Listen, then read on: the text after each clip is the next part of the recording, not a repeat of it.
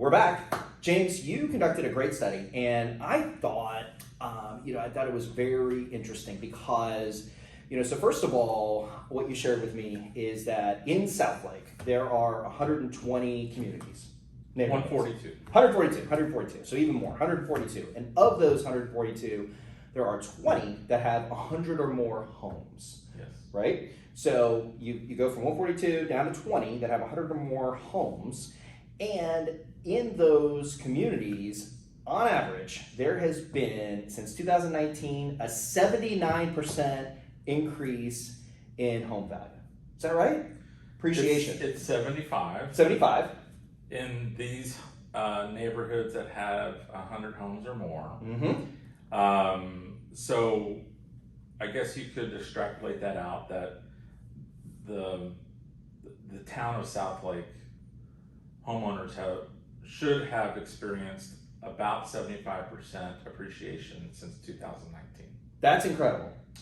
It is. It beats the average across the country. We talked about it at like 40%. Right. So 40% is the number that the National Association of Realtors is suggesting that the across the country on average. So here in Southlake, we're running about 75% on average across the city, and so we beat. I mean, that's a crazy number to have that happen in 2 years. And some of the neighborhoods, it's over 100%. That's incredible. It's just like boom. Right. So to go into that a little bit further, it's it's not a certain type of home. I mean, it's all over the place. Yeah. And we have homes, Southlake really got started with subdivisions per se. Right.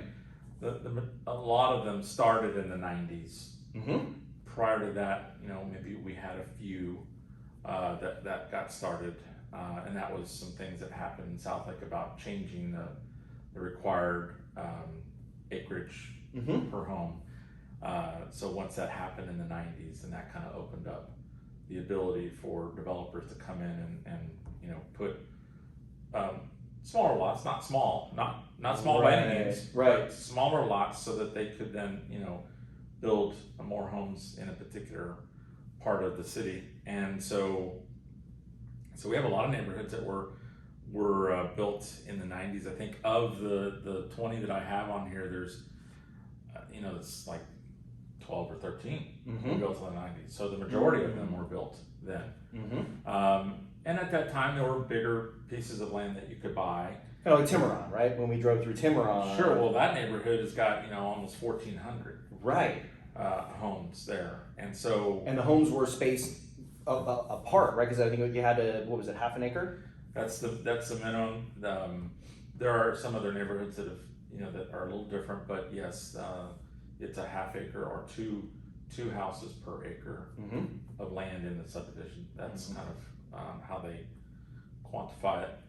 And so you've got decent yards and fairly big homes. I mean, the average home in Southlake is roughly 4,000 square feet. Certainly, there's other subdivisions that are in the community that here's one. It's almost 6,000 square feet is the average. Yeah. So these are big houses, right? And lots of bedrooms, and we're seeing in 2019. This is just an example of the average of these neighborhoods that were 100 plus. That the average home in 2019 you could buy for $878,000. In 22, and this was just last month that we did this study, it's now $1,540,000. Wow, that's a 75% increase. Yeah. We've gone into a few neighborhoods in some of the videos, and so there's one neighborhood. I think the biggest increase that we saw was in a subdivision called Monticello Estates. Okay. And there's 117 homes in that neighborhood. Average square footage of 5,220. Big homes. 5 bedrooms on average. Average built year was 1997. And you could have bought a home there in 2019 for roughly about $900,000. Okay. Okay. Yeah. Today, Mm-hmm. the average is $1,965,000. Oh my gosh. That's 118% increase $1 million increase. That's incredible. in 2 years. In 2 years. That's insane. Yes. That's absolutely insane. And